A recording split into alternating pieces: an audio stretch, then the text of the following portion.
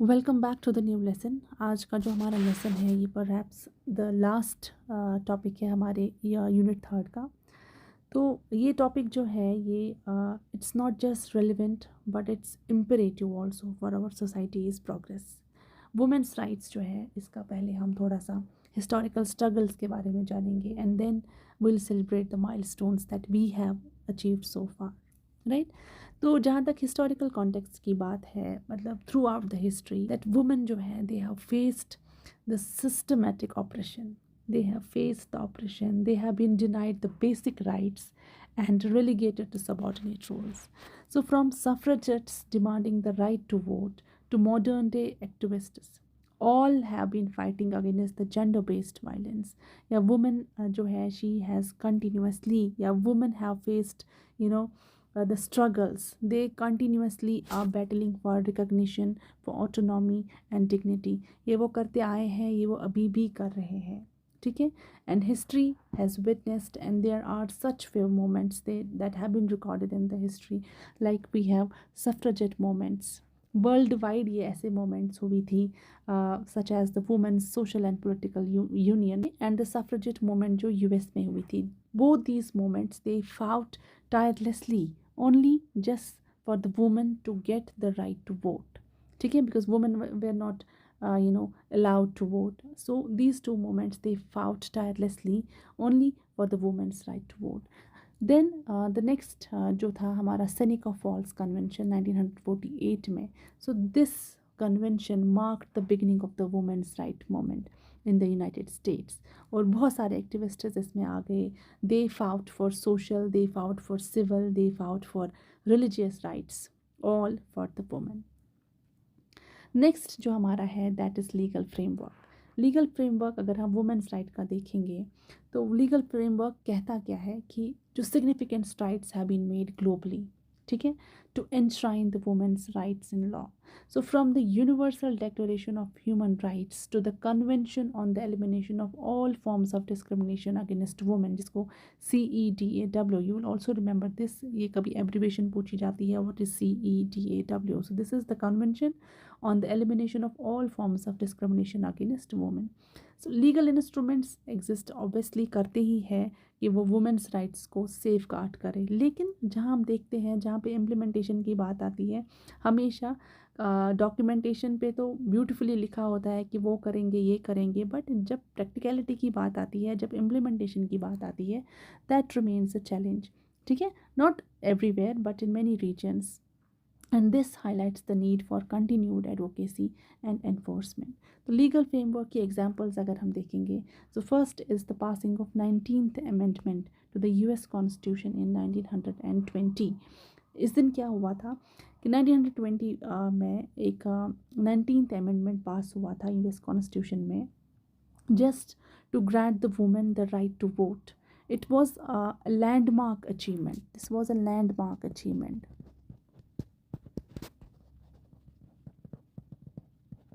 This was a landmark achievement in the struggle for women's suffrage. ठीक है. Next is CEDAW, the Convention of the Elimination of All Forms of Discrimination Against Women.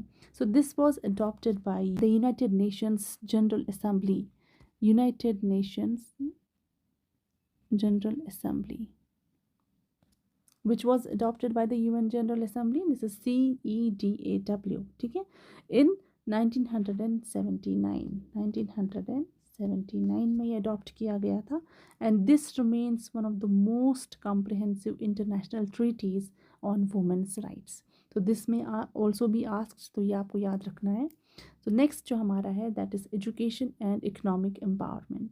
Education जो है एक fundamental tool है empowerment के लिए, everybody knows it.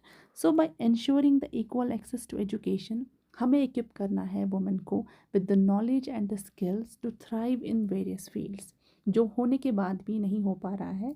So furthermore economic empowerment जो है through equal employment opportunities, fair wage and access to entrepreneurship fosters financial independence and reduces dependency. अगर इसकी एग्जांपल्स की बात हम करेंगे तो इसमें Malala fund was founded herself, by Malala, and this was, she advocated for girls education worldwide.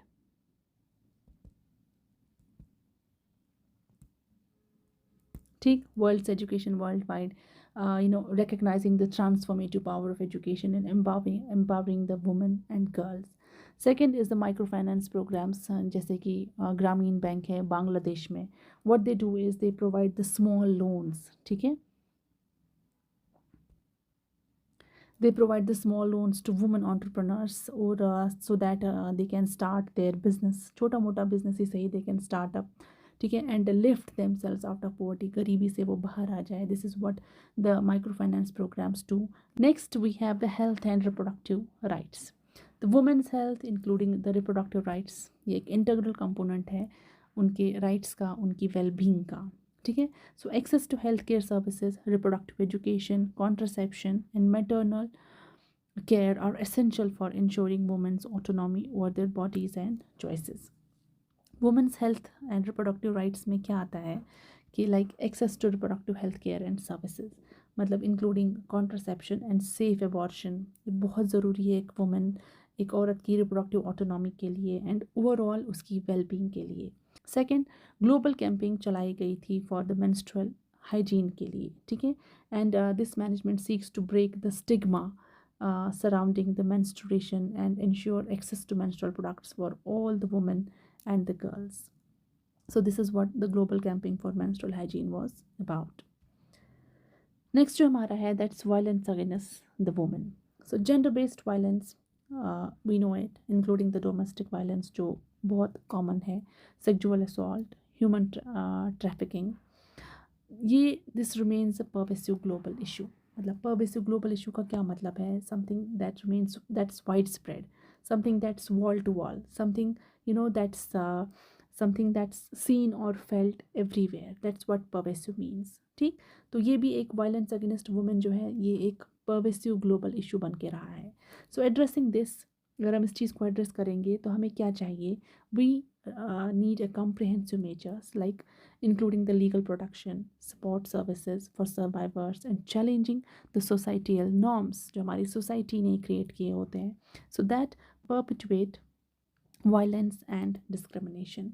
तो इसमें जो एग्जांपल्स हैं, द मी टू मोमेंट जिसने 2017 में काफ़ी मोमेंटम गेन किया. So this moment actually it shed light on the prevalence of sexual harassment जिनके साथ हुआ था, असॉल्ट्स इन वेरियस इंडस्ट्रीज़. काफ़ी ज़्यादा कन्वर्जेशन स्पार्क हुई and policy change to address workplace harassment. तो मी टू मोमेंट से वो सब सामने आ गया. Then the organizations like the UN and WHO, they started working together to prevent and respond to gender-based violence. ठीक है, किस तरह से they started giving awareness through the campaigns, they started giving awareness through the support services and advocacy for the legal reforms.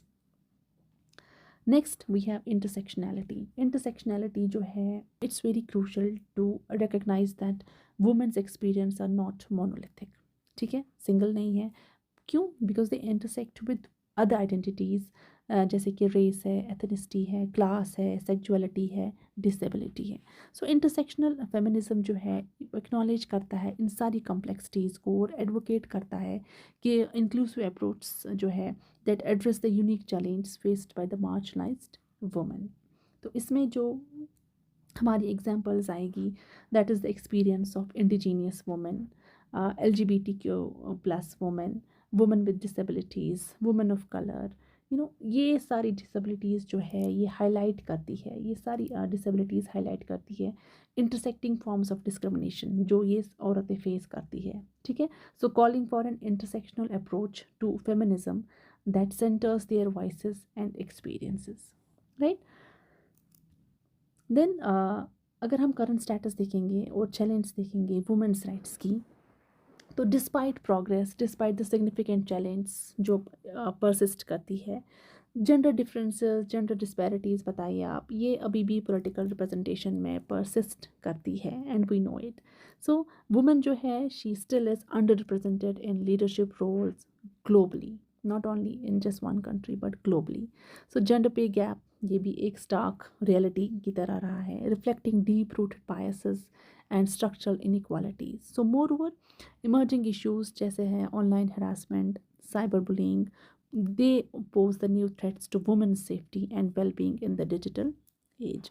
So this was something very important things that we discussed today related to the women's rights. So next lecture will be followed by some important MCQs related to this topic. So you stay tuned to the channel. बाकी जो भी important information होगी related to the supervisor's post वो आपको channel पे update किया जाएगा. So thank you so much.